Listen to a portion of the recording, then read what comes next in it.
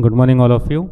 Welcome to this poster presentation and podium presentation session. Without much delay, I call the first presenter. Presenting author Dr. Nitin Vichare, please.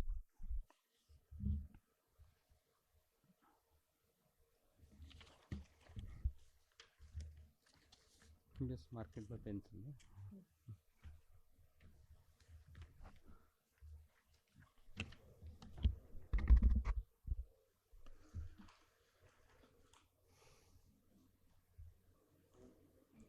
छोड़ दीजिए छोड़ दीजिए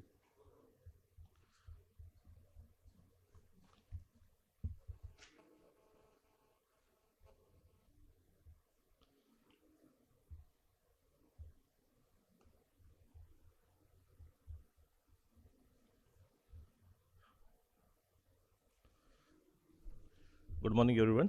I know it's too early to start a session. Today, I will be presenting our study on quality of life in patients with ocular disease and its correlations with PWD Act. As we all know, when we are seeing the patient, this is not only seeing the patient but also many times granting the disability as well as granting the disability benefits as per the PWD Act. With the introduction of PWD Act 2016, all the hospitals, especially government hospitals, are dispensing the disability certificate. When the patients, we get the patients, we many a times we feel that patient has some disease, has disability, but he is not crossing that disability percentage mark of 40%. And then we decided to get down into a study to find out how many patients we are seeing, how many disability certificates we are granting, and is it correlating with what the patient is actually complaining.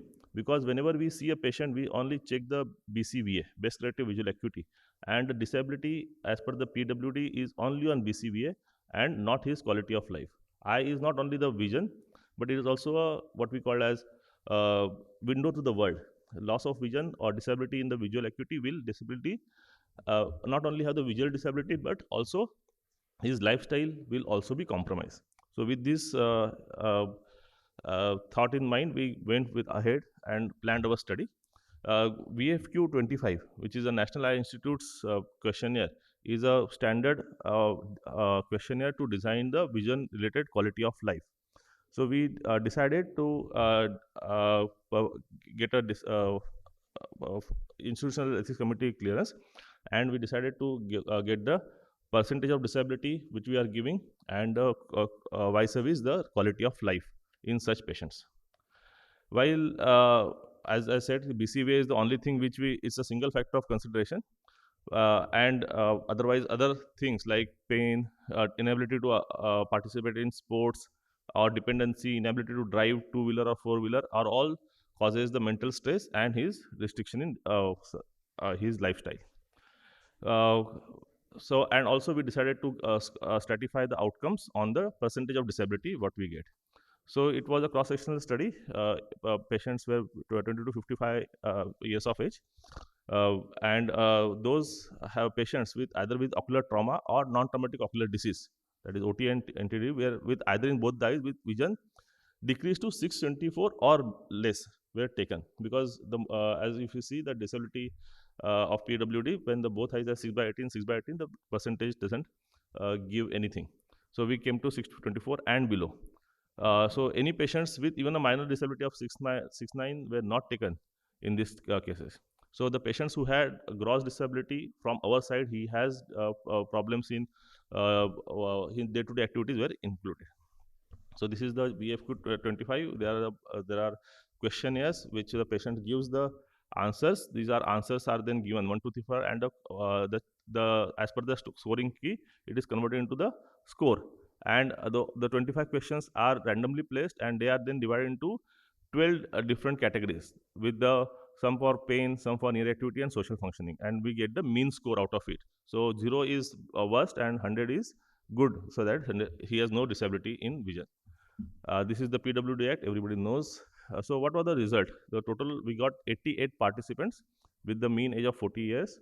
And there is a slightly increased preponderance for non-traumatic ocular disease, but otherwise the cases were roughly the equal. And out of 88 patients, vision, BCVA in the worst eye was 30. in up to 6 by 24 and 3 by 60, while no PL in 52, and 6 had enucleation, and the better eye had 77 patients had a better eye vision of 6 by 6. So that gives the percentage. So all in our studies, all OT wear had the monocular involvement. Can I get some time, sir? So this is the result. So in generally, the mean visual acuity quality of score was down to 57. And if we go for ocular trauma and non-trauma, both were less. And comparatively, in similar in trauma and non-traumatic score. What was the lowest score was in driving. The patient, both the group had difficulty in driving, and nobody had much of a difficulty in color vision. If you go to disability, if you stratify on the disability percent, so mostly the patients were into 20 to 30% of disability. So the patients below 40% disability were 77 out of 87, and both and 43 from the ocular trauma group in our study. If you go back, so there were 43 patients in only in ocular trauma. So what we had got in our study was mainly monocular traumatic disease. So what does it translate? So it translates that though overall mean score was low in both group and which was statistically significant, ocular trauma group where there were no cases with more than 40% of disability, with the one eye absolutely normal 6 by 6, other eye with no PL also, with PWD it is coming to 30%. And if you go as per the things, if you see the ocular, those patients with the disability of less than 40% has the worse quality of life for ocular pain as well as mental health. That is where we also, though it was not statistically significant, but it was definitely there. So what is the outcome? So with the BCVA, we say is the only correct alone considers disability, and benchmark disability as per the PWD is 40%. When stratified on visual disability percentage, quality of life score is definitely low in both less than 40% as well as above the 40%. Though the people with above the 4% are getting the disability benefit from the government, but the quality of life is equally poor in the patients with the disability less than 40%. And the fallacy is that if the person has got a one eye loss, even the enucleation gets the 30% as the PWD Act when there is a so much of a lifestyle related problem. So what can be the things? What we propose that along with the patients who have got the loss of vision and just come for the disability, we also need to give him the psychological support. If the patient has a difficulty, then should be referred to psychologist. And the way we are combining the disabilities of eye plus fracture plus other things, then the psychological disability, if it is there, should be combined with the ocular disability. Thank you.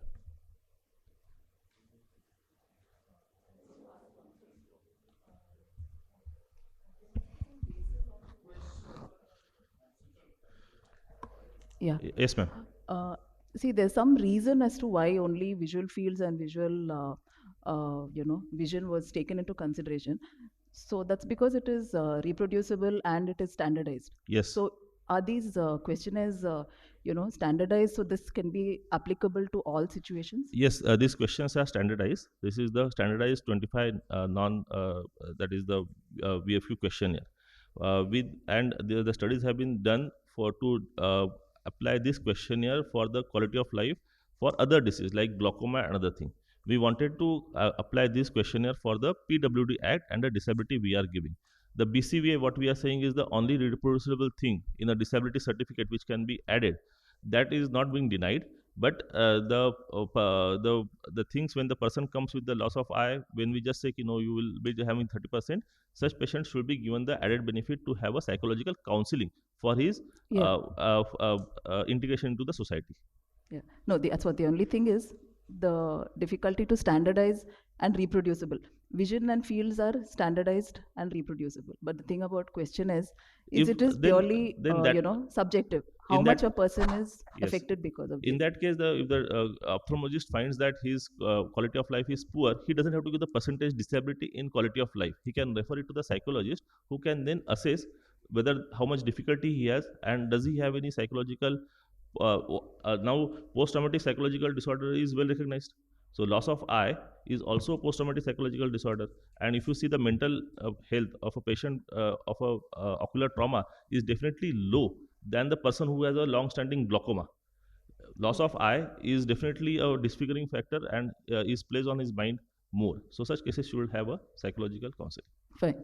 Thank you. Thank you. May I invite Dr. Parag Mukherjee, please come on.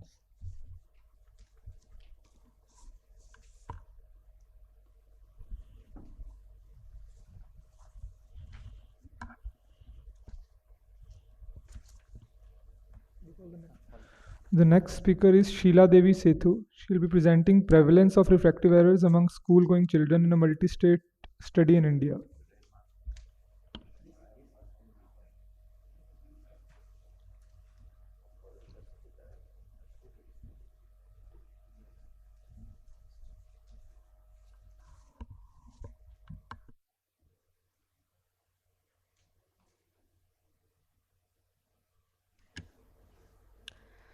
I'll be presenting on prevalence of refractive errors among school-going children in India. It's not moving. Okay, so we all know that uncorrected refractive error is the major cause of visual impairment in children, and it is the second leading cause of blindness among kids, and it has a huge effect on their educational attainment and their overall quality of life. And in India, given the geographical diverse, we have very limited data on prevalence of refractive error covering different states. And most prior studies use spherical equivalent, rather than this spherical ametropia. And I will come back why this is very important. And the objective of this presentation is to report the prevalence of refractive errors and their determinants among school-going children participating in a large multi-state vision screening program. So this study was, is a project mode we conducted with 6 partner hospitals in 5 states across, covering 15 districts. The duration was between June 2016 to April 2019, and the age group covered was 6 to 18 years. We engaged trained eye care professionals at all levels from vision screening to the treatment level. The consent was obtained from district and school administration before the screening was conducted. And this is the REACH process that it's been adopted by all the 6 partners, and both primary screening and the secondary evaluation happened at the school, and the spectacles were given at the school, and compliance was assessed after 3 months, and those kids who require further services were referred to next level, and their compliance is also assessed at the school campus and followed by an annual follow-up. And we had a standardized screening and examination protocol, and the primary screening had a few questions which all the partners has to follow, including distance and near vision was measured, and any ocular compliance either reported or identified by the screener has been referred for the detailed evaluation.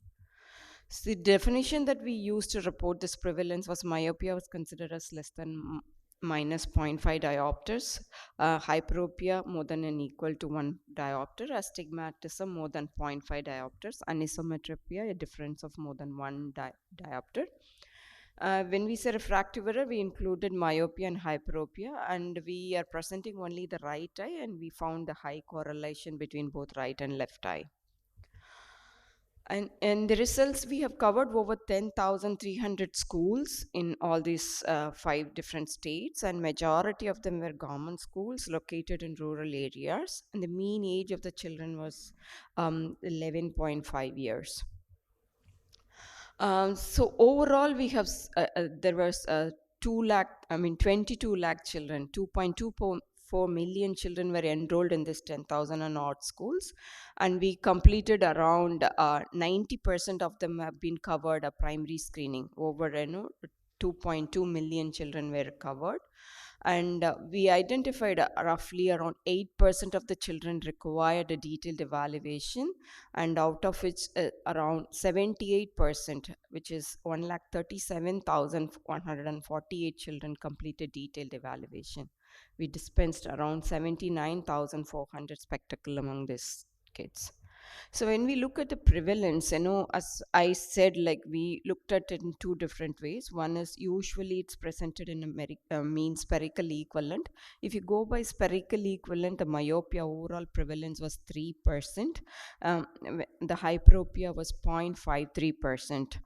But when we calculated using spherical ametropia, the myopia was 2.36, and almost the same percentage was estimated in hyperopia.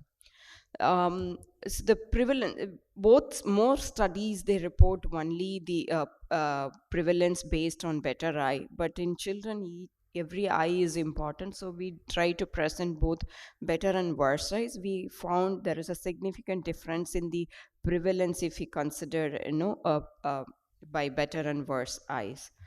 And also we looked at the prevalence in among different states, and there is a huge difference between the states in terms of the prevalence, the lowest being West Bengal with 1%, and Kerala had a higher percentage of prevalence, which is 6%. So this is a large school-based program covering multiple states and multiple districts, and over 2 million data being used for this analysis. And we followed a uniform protocol across all schools, and it is better always for programmatic reasons. We calculate prevalence both by better and worse eyes, because even a child with single vision problem, eyes needs a spectacle, and we used both spherical equivalent and spherical ametropia without adjustment for the cylinder. So to conclude, refractive error, especially myopia, it's a common problem, and it is increasing day by day.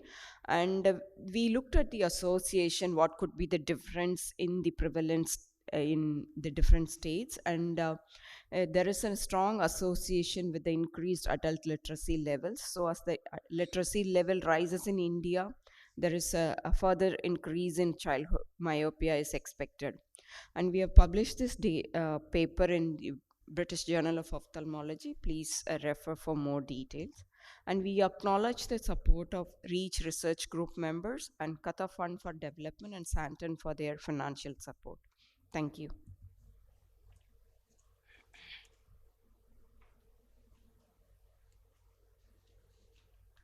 This was a non-cycloplegic. In most cases it was non-cycloplegic. Okay.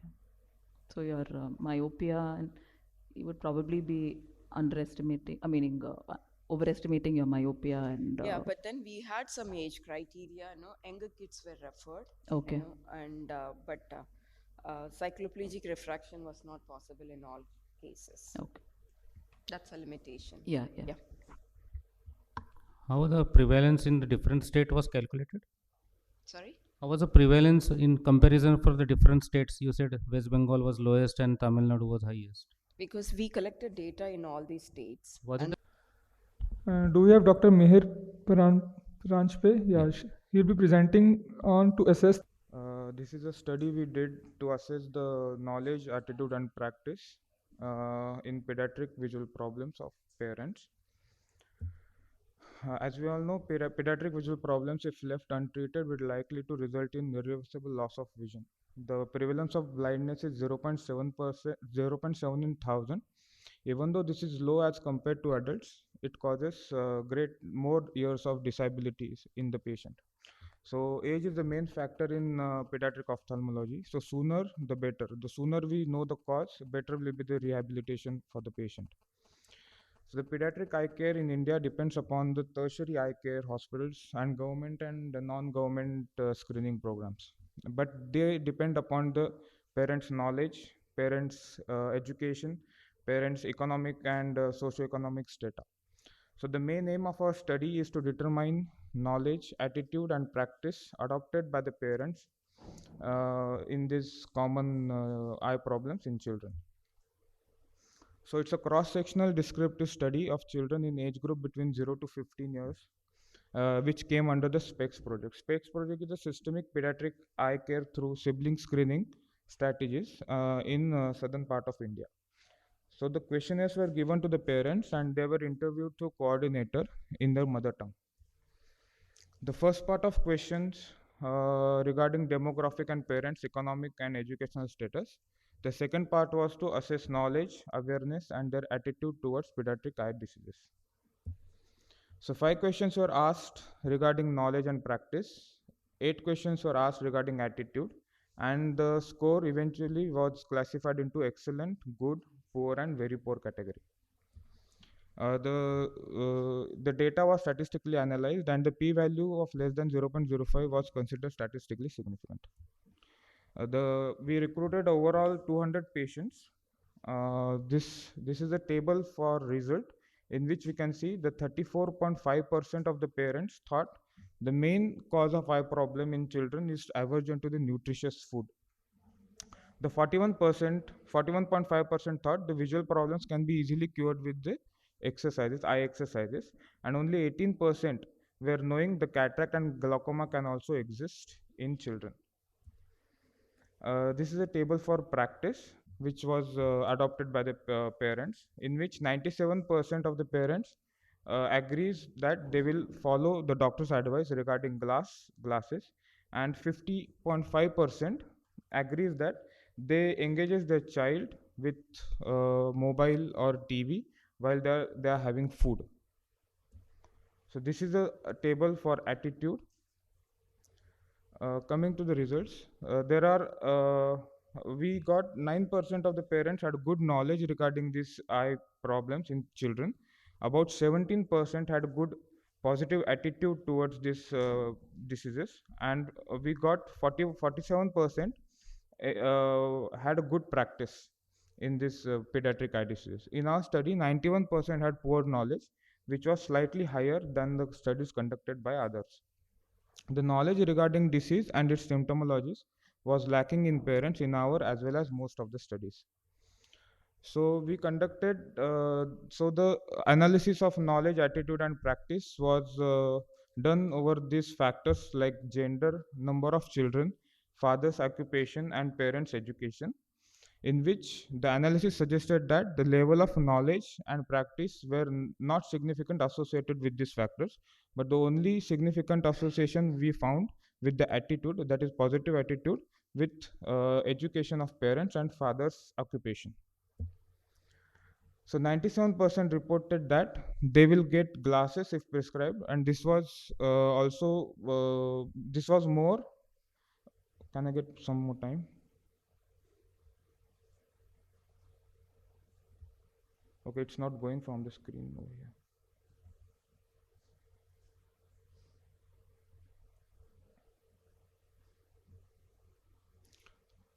Okay, the knowledge about pediatric eye disease. So to conclude that the knowledge about pediatric eye disease was poor amongst the parents, and it was significantly affected by education and occupation of the parents. So implication of this knowledge in the in parents will help us will help us and healthcare providers to develop education system of the parents, and improvement in knowledge and attitude will help in early detection and treatment of treatable cause of blindness. So it is our duty as an ophthalmologist to teach the parents about the pediatric eye diseases, and so that we can be able to pick up diseases early and treat the needless blindness in these children. Thank you.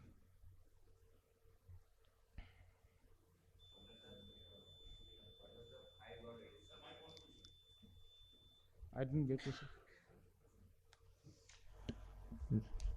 The 5 or 8 questions you mentioned. Yes. What are the types of questions? Just okay. Can I go to the slide? no, did you mention? Yes, I have mentioned. Okay. There are 7 questions in knowledge, 5 questions in practice, and about 8 questions in attitude of the parents. But you mentioned knowledge and attitude was not necessary in your. No, knowledge and practice was not significant. Was not significant. Only. But doesn't that go hand in hand? Yes, like unless you does. have a knowledge. It does. So it's. I mean, it's just a mathematical thing. But unless you have a knowledge, then your attitude changes, and then your practice changes. So I think all these three. So to say that one thing doesn't affect the other. No, may no, not- I'm not saying like that, but knowledge is also equally important Yeah. to get No, the so good you said attitude that- towards. Yes, yes. But it was not statistically significant in our study, Okay. but it goes hand in hand. Fine, fine. Thank you very much. Next, I call upon Dr. Sujeta Parija. She has to go to another hall. She'll be presenting on delay in presentation for cataract surgery in children, a prospective study in Eastern India. Dr. Sujeta Parija.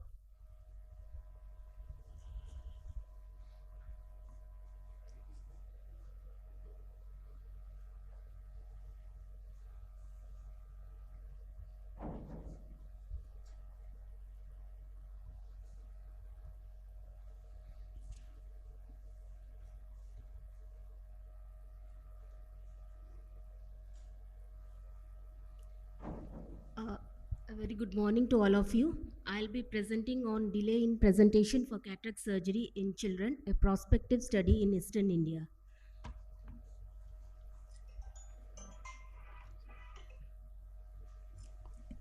So I have no financial interest in this presentation. As we all know, pediatric cataract accounts for 14% of childhood blindness globally, and in India it is around 7 to 15.3% of childhood blindness, and early surgery is always warranted for the pediatric cataracts so that we don't have vision deprivation amblyopia. There are certain factors like cost of surgery, lack of awareness and fear for surgery, and also distance for the care providers, and gender discrimination, age, and lack of family support in the developing country, which has been studied as one of the risk factors for delay in presentation.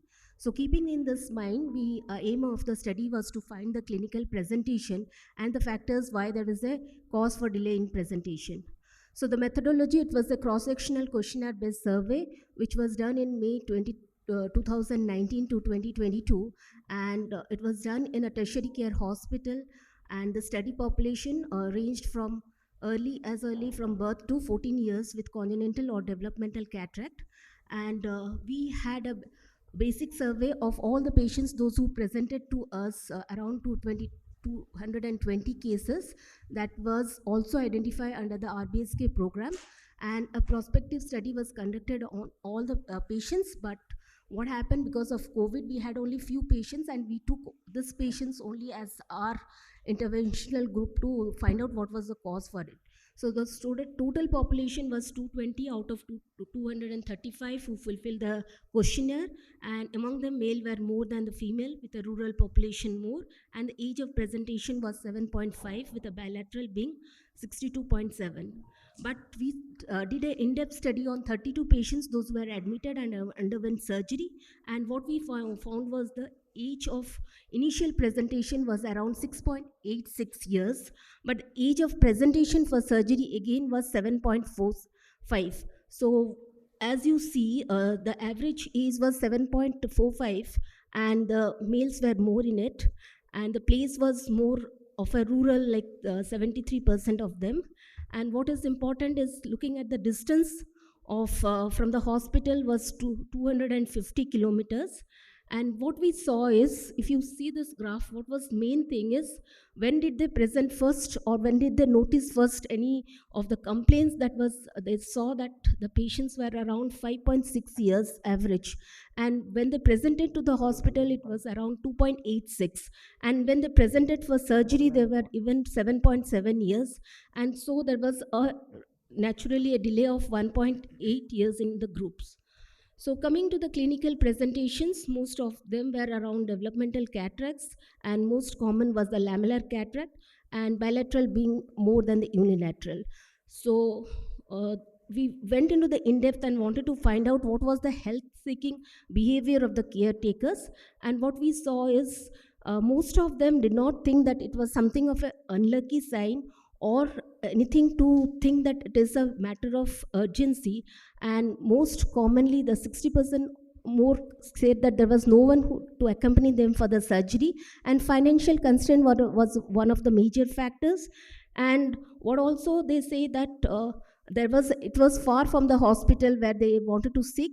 And next, when we went, that one eye was done, and whether they will be waiting for the other eye, that was one of the factors, but in our study we didn't find that. And the Patients never complained. That was also one of the significant causes they were asking of, and they waited for the surgery. Yes, that was one of the factors. So awareness is still which has to be taken care of, and most of the cases, if you see, they took the advice from some of the counselors. Now, when we did a correlation analysis, we saw that age was one of the important factors, and financial constraint was the main factor which was statistically significant for the delay.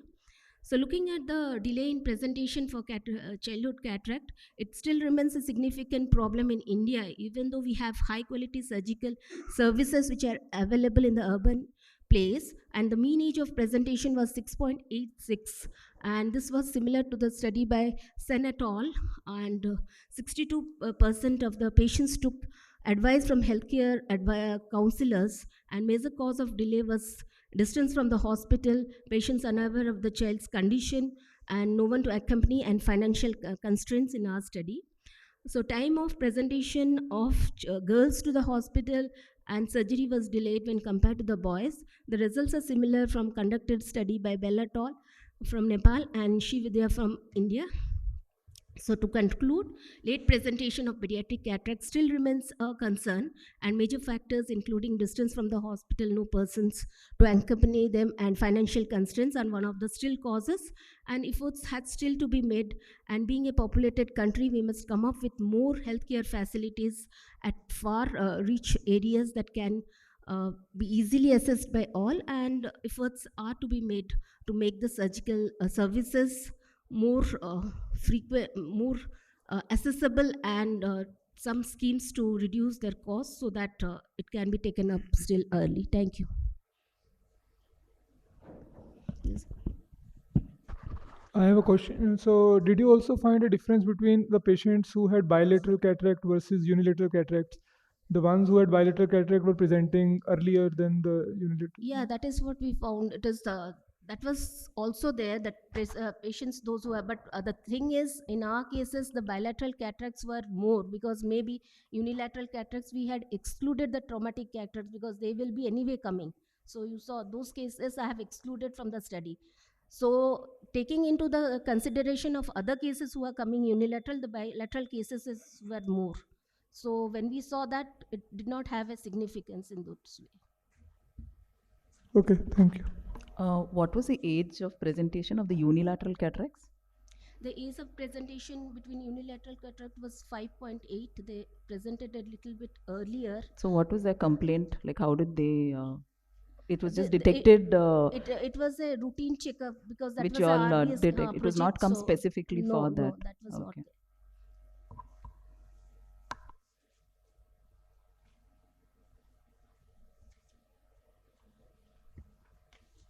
Dr. Aditi Pai, incidence of ocular surface disorders in medical ICU and impact of nursing staff training in OT.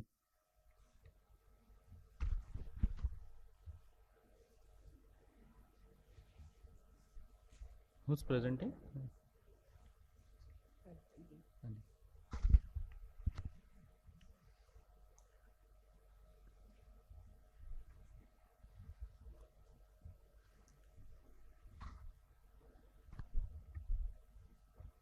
Yeah.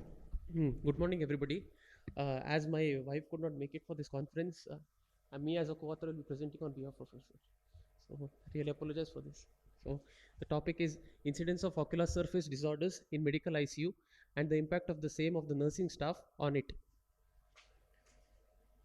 So the introduction is, ocular surface disorders pose a big challenge for ophthalmologists in intensive care unit setup. These conditions are rarely detected by the ICU staff unless an ocular examination is performed looking for it. Failure to recognize ocular problems till it reaches advanced stages by the ICU staff, as the patient is suffering from acute life-threatening conditions, can result in significant ocular morbidity. Post-recovery visual loss would be devastating to any patient who has recovered from such physical and psychological impact of intensive care therapy. So our aim was to assess the knowledge of the nursing staff on ocular care in medical ICU and to compare the incidence of ocular surface disorders in patients of medical ICU pre and post training, which we did for them. So methods were 200 patients admitted in the medical ICU for a span of 24 hours underwent a detailed ocular examination. documentation of the ICU stay, ventilation status of the patient, and GCS scoring was done. Assessment on ocular care knowledge among the nursing staff of the medical ICU was done. They were further given training in the form of audiovisuals and demonstration of an eye care according to an eye care protocol was given. And the second phase of the study was done after a period of 1 month in the same manner post training to the nursing staff. And a comparison was made between this pre-training and post-training incidence of ocular surface disorders among the patients admitted in the medical ICU. So the results were ventilated patients usually had more eye discharge, and the incidence of eye discharge was more in patients with a duration of stay in the ICU which is more than 7 days. And the ocular surface disorders closely related with the degree of lag ophthalmos if it was present in this particular patient. And there was a significant reduction in the ocular morbidity following the ocular training which we did to the nursing staff by around approximately 2.5 times. So if you see this graph over here, the most of the times the symptoms couldn't be elicited as they're ventilated and not conscious, but if it was there, it was usually some amount of itching and diminution of vision with incomplete closure of eyes. The incidence of corneal pathology, exposure keratitis was seen in around 32 patients, followed by some amount of corneal abrasion. And coming to the nursing staff knowledge on the assessment of eye care, so most of them before the surgery, it was before the training was around poor to average, but post training to them, it came good to excellent in the nursing staff. So discussion, ocular surface disorder was found in almost 28 of 143, 20% in ICU patients who exceeded stay of more than 7 days. And also there's a close relationship between these conditions and inability to close one's eyes, that's lag ophthalmos, and the presence of ocular disease was closely related with the degree of lag ophthalmos, which was closely related to the depth of sedation of paralysis as well. So regular screening by ICU staff would facilitate appropriate treatment of exposure keratopathy and promote earlier identification of such cases of exposure keratitis. So meticulous and protocolized eye care can significantly decrease ocular morbidity and improve post-ICU quality of life. So in concluding, ICU patients are highly susceptible to develop dry eye, keratopathy and ocular infections. Ophthalmic consultations are routinely needed in such ICU patients who are hospitalized for more than 1 week, and if the staff suspects some eye problems like lag ophthalmos. Eye care is very important for the nursing care in sedated and ventilated patients of the ICU. However, there is no still standardized nursing eye care protocol in ICU patients, and the practice varies greatly in terms of frequency and methods. These are my references. Thank you.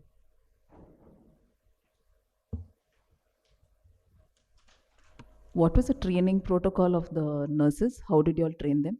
It was based on an audio, visual and demonstration method where they were asked to identify, they were shown how to identify lag ophthalmos, what are the things that can happen post lag ophthalmos and how to take care of it. If it's there, and what are the signs? Suppose there's some amount of congestion or redness, some amount of watering or discharge, what can be done for that? So the treatment was, so they basically it was identification. To identify and then call the ophthalmologist to manage that. So they don't miss such cases and they call us immediately. Okay. So prior to this, they were not trained? Not very well trained for the particular eye problems. Okay. But after the demonstration, they were pretty good in identifying and calling us.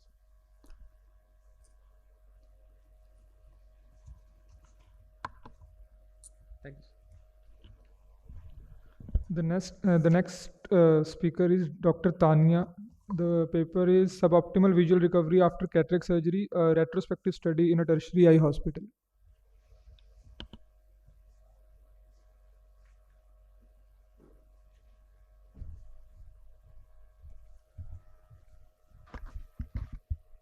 A very good morning, everyone. My presentation is on suboptimal visual recovery after cataract surgery, a retrospective study in a tertiary eye hospital.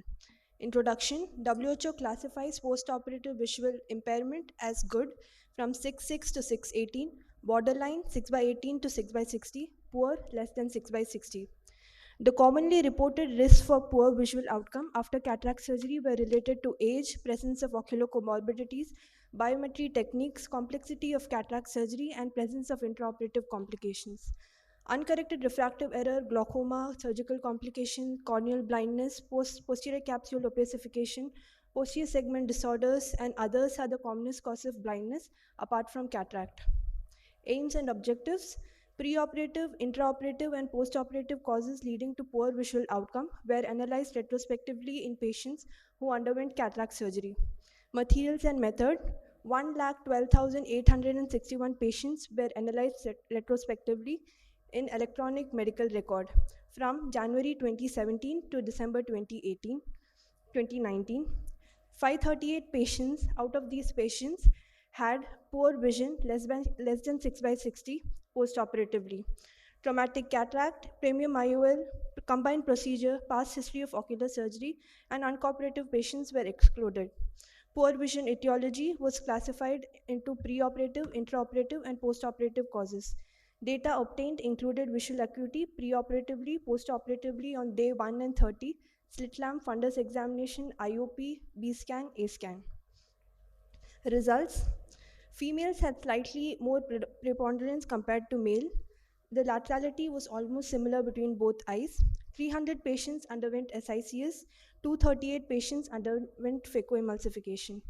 58% patients had immature cataract and 40% had mature cataracts. Majority of patients belong to the age group of 61 to 80 years. Postoperative uncorrected visual acuity, majority of patients had 6/60 vision. Poor vision was attributed maximum to retinal diseases, 58%, glaucoma 14%, optic neuropathy other than glaucoma 9%, corneal diseases 7%, and uveitis 2%. Ocular pathology was missed preoperatively in 214 patients due to inability to see fundus properly through dense cataracts.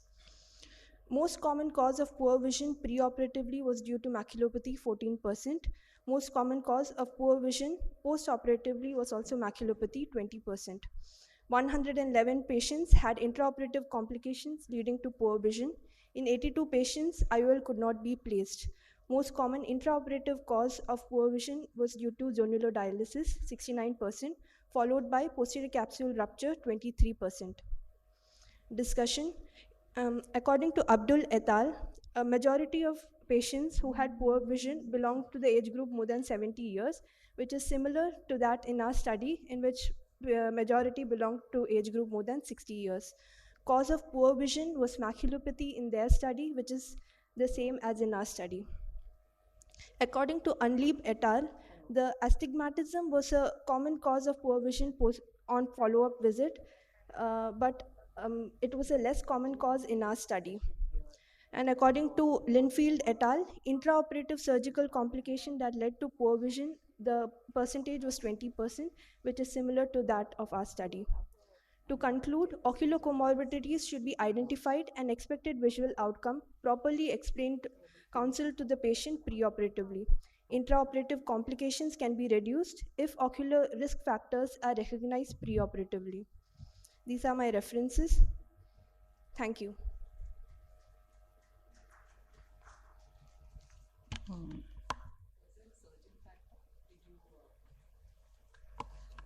Did you include a surgeon factor also in this? Different types of surgeons had operated. No, I'm saying as in residents, staff. Yeah, including residents. Yeah, you have not included that, so the.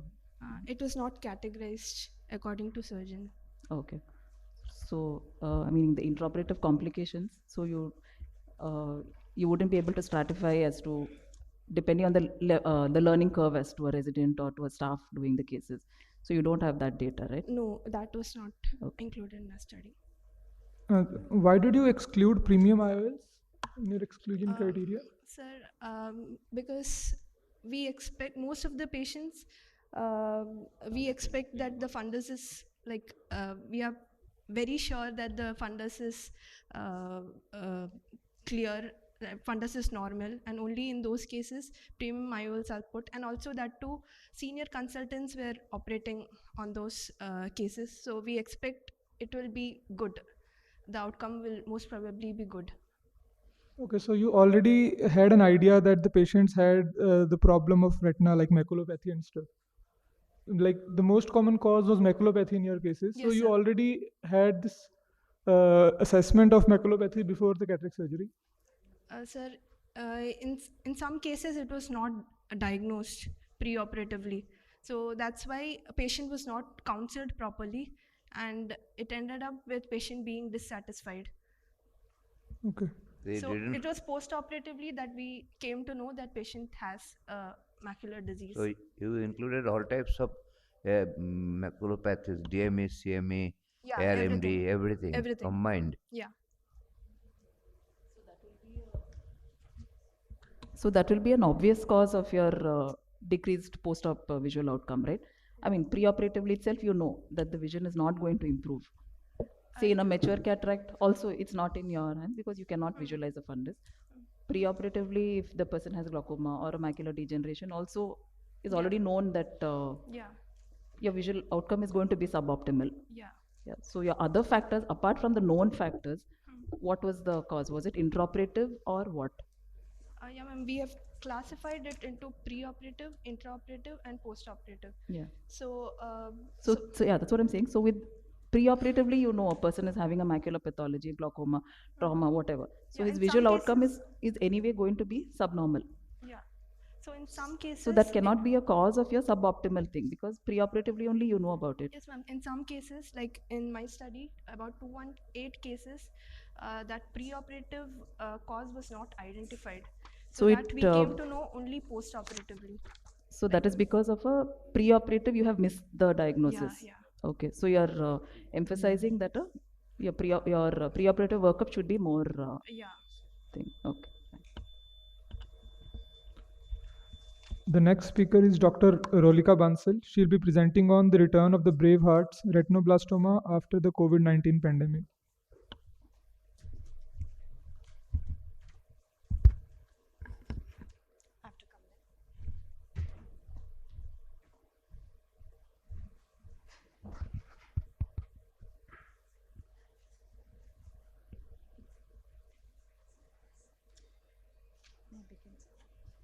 Okay, may I begin?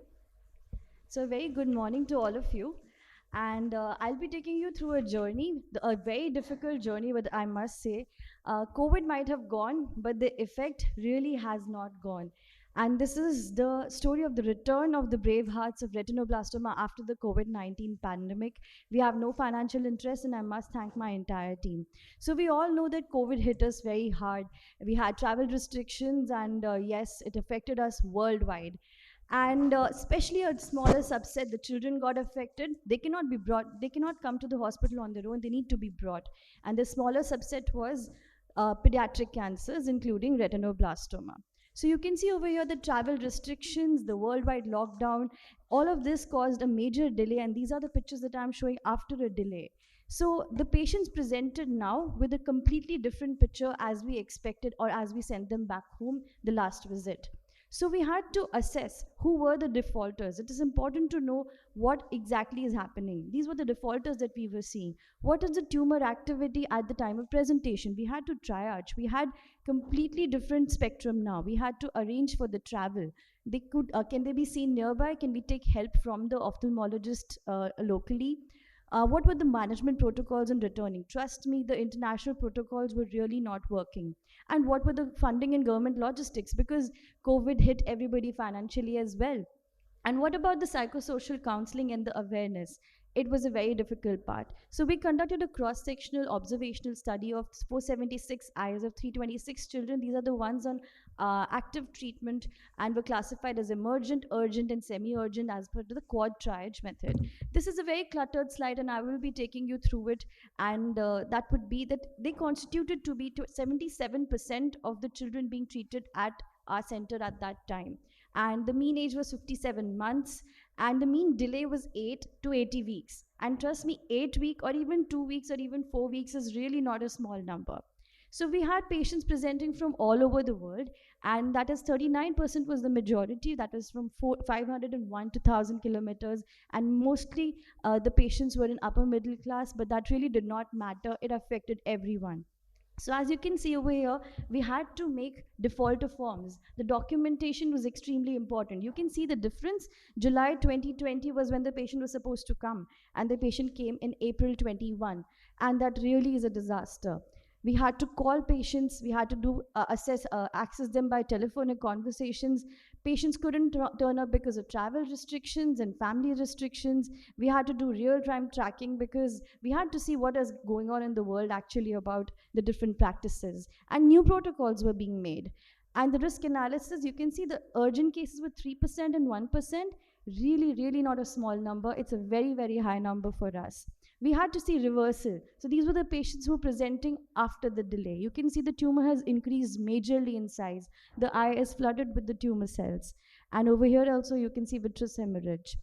Mostly the patients were in group E and D. You can see that's a very important number, because when you have higher advanced retinoblastoma defaulting, that's a disaster as well.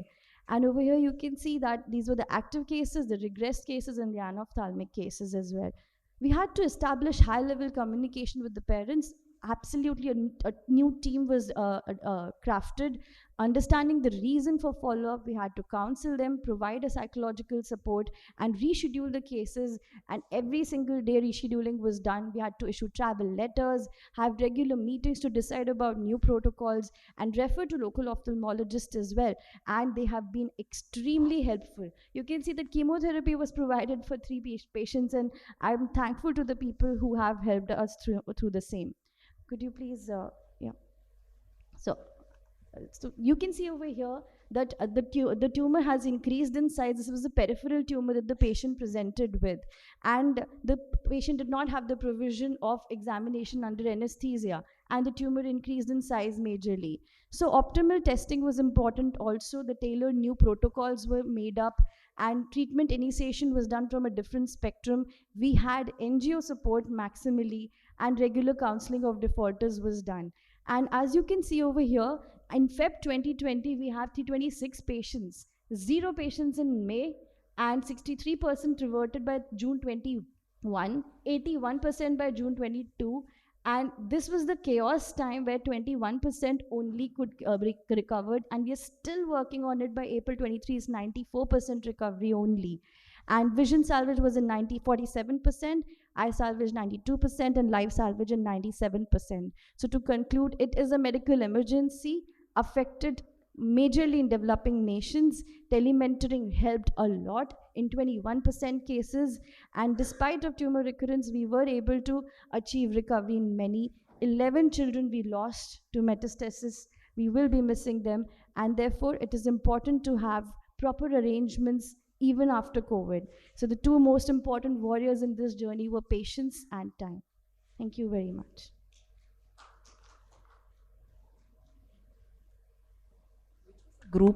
Which was a group in, you have from A to E, you have stratified, right?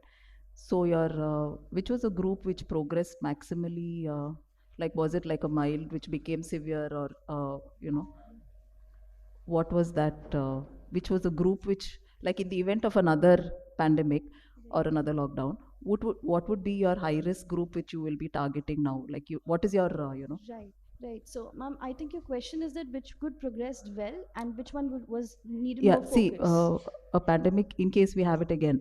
So Right. now, by now, you would have stratified as which are the groups which need, your urgent Right. attention, to which you need to triage it prior itself. So you need to have a database of. Yes. So At our center, we have this grouping already pre-COVID also. So Okay. we actually have a number of only 2% defaulters who go off for the family reasons maybe. But we focus on the advanced retinoblastoma cases more, D and E. And trust me, as doctors, we cannot really differentiate between either of the groups. It has to be equal triaging. Even a group B who was defaulting from Rajasthan, every single day I would call them up that you really need to be seen. If they don't come over because of family issues, we make sure that we refer to somebody locally so that they can actually see. We tried to figure out oncologists in Delhi region where they can help them out. So every single group requires the equal triaging.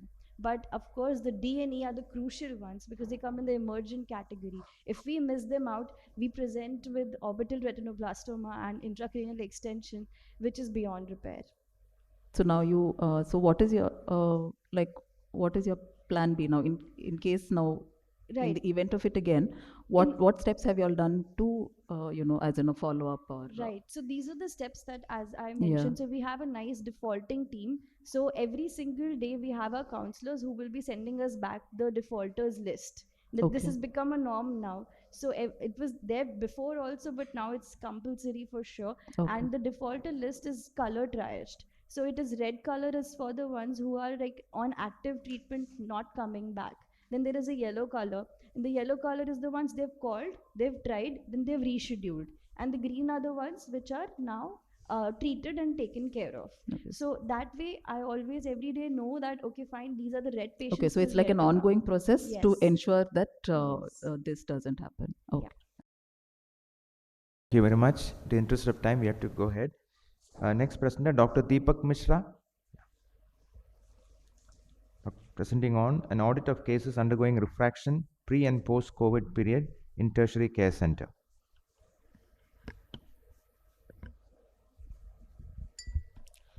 Good morning, everyone.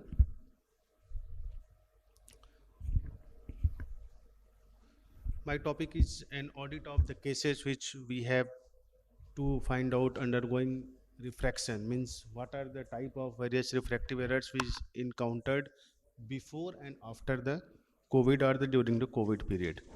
As we all know that again in India or any developing country, uncorrected refractive error is the most common cause of visual impairment everywhere.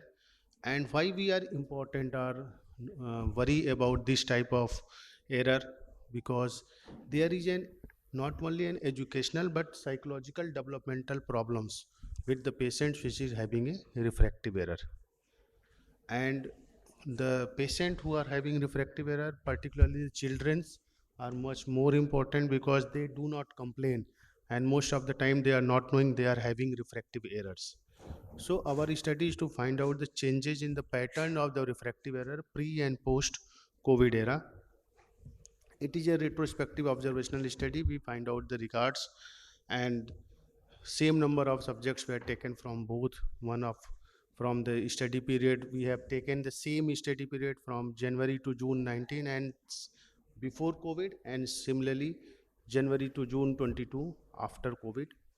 And all the inclusion and exclusion criteria for the refractive error or what is possible is taken, and this study is approved by the Institute Ethical Committee. Now I'm skipping this, but what we have to done, most important, we categorized both into the two group. Group 1 is having a data of the pre-COVID era, and group 2 is having the post-COVID era. What the statistical analysis and test we have done, it is based on the mean and standard deviation based on the percentage, how much percentage is which if refractive error occur and whether it is significant or not.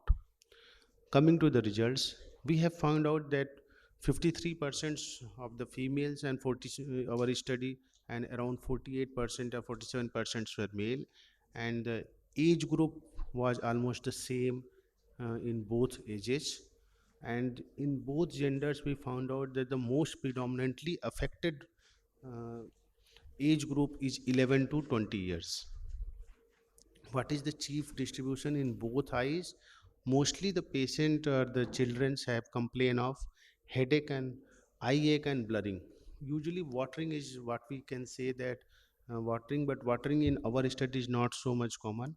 In both study, eye ache and blurring is the only common findings. And when we go for the results, means what are the different types of refractive error we encountered, then we find out that there is in the pre and post the most common type of refractive error which is increased is the simple myopia. Although it may be because of another thing, but whatever the mixed means hyperopia or the another conditions, they have almost the same results, but the myopic percentage is increased in our study in this era. When we find out the reason for whatever happens, and we find out there is one study in which it was done during the COVID time uh, at Uzma et al, who always find out that there is increase of overall 17.6% cases in this refractive error, but in our cases its increase is less. So coming to the conclusion, what we concluded that in this period, before and after, the prevalence of uncorrected refractive error, mostly the myopics have increased in the COVID era.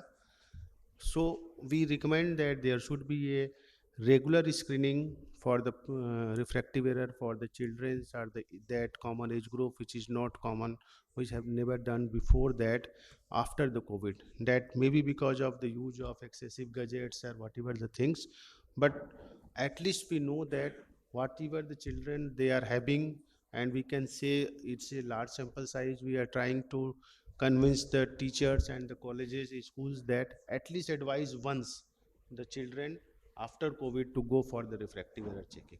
With these regards, thank you, sir. If any question.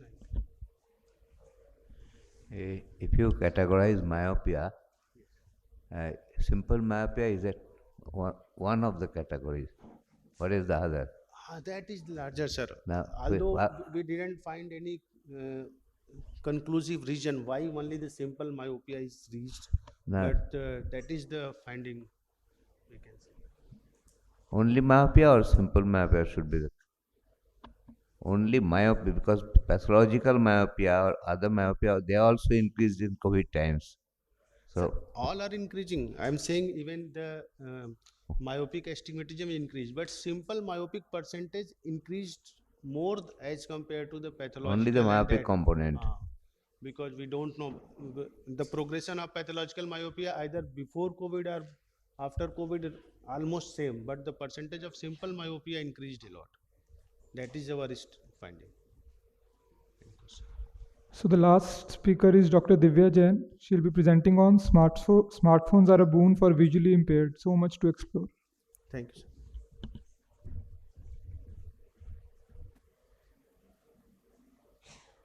Good morning to all. I'll be presenting on smartphone use for visually impaired. Globally, there are around 43 million blind people and 295 people are living with moderate to severe visual impairment. In India, the visual impairment is at 2.5% and blindness is at 0.36%. We need to tackle this because visual impairment leads to 90% deprivation of entire multi-sense perception of an individual.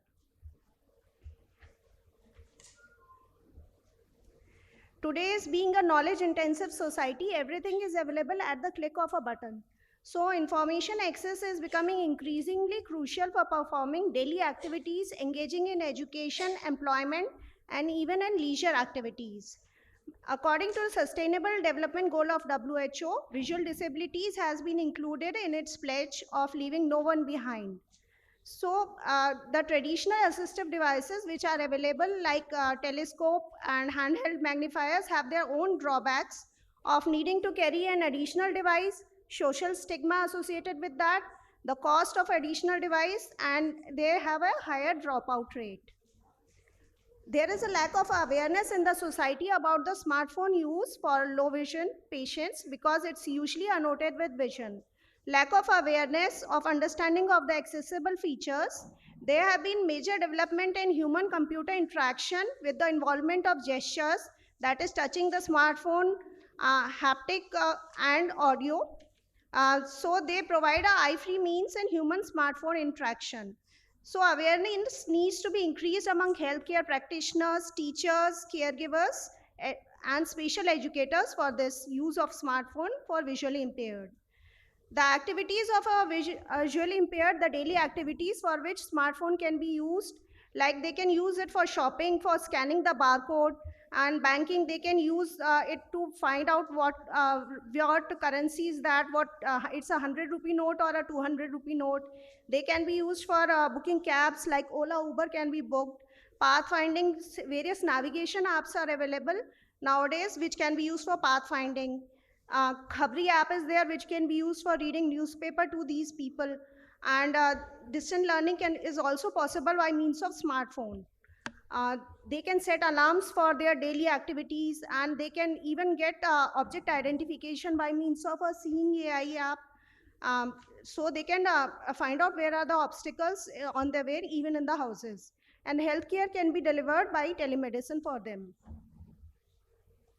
So we did a scoping review of all the literature which was present about usage of smartphone applications for visually impaired, and only English language studies were included in that. Smartphones were found to be socially acceptable, and the people were performing their daily activities and functioning movement and social inclusion, and engaging in education by use of smartphones. There was less abandonment and disuse of smartphones, but most of these people were self-trained. There was no formal training provided to them, and there is a need for enhanced awareness and increasing training protocols for these use of smartphones, and training guidelines need to be set. Most of the visually impaired were using these smartphones for multi-purpose, like for navigation, color identification, object identification, as a screen reader, for converting text to speech. These were the main uses for which smartphone was being used. Smartphone has some built-in applications. Can I get some more time? Smartphone has some built-in applications like talkback and voiceover, where it can tell you that this app is there, and you can double click on that app and then use it. Zoom magnification is available. Invert color option is there, on which white on black background can be done. Large text and voice input keyboards are available. Some third-party apps like Kibo, Be My Eyes, in which a sighted user can guide the visually impaired to find out the obstacles and navigate. So some shortcomings which we are pointed on these studies were scant awareness, steep learning curve, slow screen readers, poor battery backup, which needs to be tackled. So to conclude, smartphones, we don't need to carry any additional device, and there is less of social stigma associated with this. Innovations are ongoing, and training needs to be done so that it can be used widely. And social support for training and procurement of devices. ADIP scheme is a government scheme which provides free smartphone to the users. And research in terms of local language and better interface is required. Thank you. This was the last slide.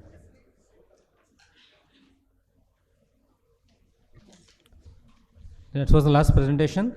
We hand over to the next speakers. Thank you.